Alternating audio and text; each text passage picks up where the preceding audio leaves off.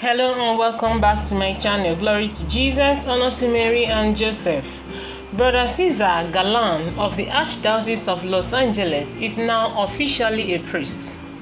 At 50 years old and after a troubled youth that left him in a wheelchair, he remembers how he found God amid the tragedy and the pain of losing his brother. On June 3rd, Archbishop Jose Gomez ordained 8 new priests for the Archdiocese of Los Angeles. Among them was Father Cesar Galan. In an interview, Father Galan recounted his inspiring story of faith. Father Galan was the 6th of 8 children.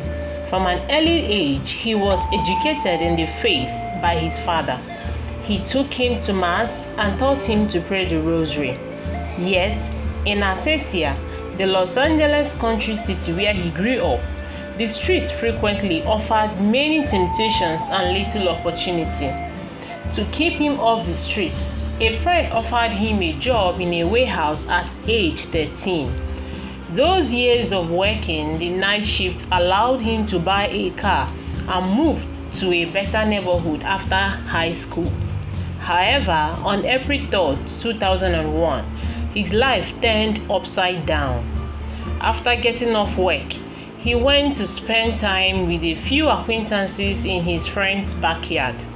Among them, Father Galan recounted was his brother, Hector, and one of the boys from the neighborhood who had just been released from jail. Hector and the man began to argue. They eventually left to continue the discussion in the front yard. But Hector returned to ask his brother for his car keys. I thought to myself, okay, no problem, Father Galan said. Shortly after, he heard a shot. He immediately ran out and collided with the fleeing man after shooting his brother. Galan then tried to take the weapon from the assailant's hands. The next thing he knew, he was lying on the pavement, unable to move.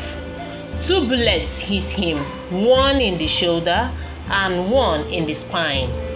A moment of peace then seized the young man. I heard a voice deep inside of me just saying, "Do not be afraid. I will be with you always." 2 days later, Galan opened his eyes again in the hospital room at St. Francis Medical Center in Linwood, after being heavily sedated for a series of operations. The shots to the spine left him permanently paralyzed from the waist down. Meanwhile, he was unaware that his brother was unconscious and on life support in the next room. The hospital chaplain arranged for Galan to be taken to Hector's room while he was still connected to the machines. The 2 brothers were left face to face, lying in their respective beds. I didn't say it out loud, but I told him this is not the end. One day, I will close my eyes, and when I open them, I know you will be there. You will be the first to greet me. After his brother died and the incident left him paralyzed, Caesar began a process that he described as surrender. In the recovery process, he became a close friend of the chaplain, who was his gateway to reconciling with Jesus and returning to the church. He was Jesus to me at the time.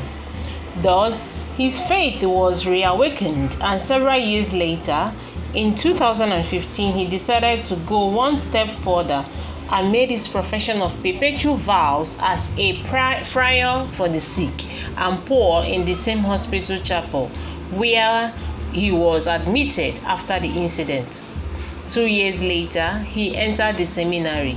Then on June 3rd, 2023, he became a priest. More than 20 years after the incident and the loss of his brother, Father Cesar remembers, "Where there is a will, there is a way." We thank God for his life and we thank God for this grace.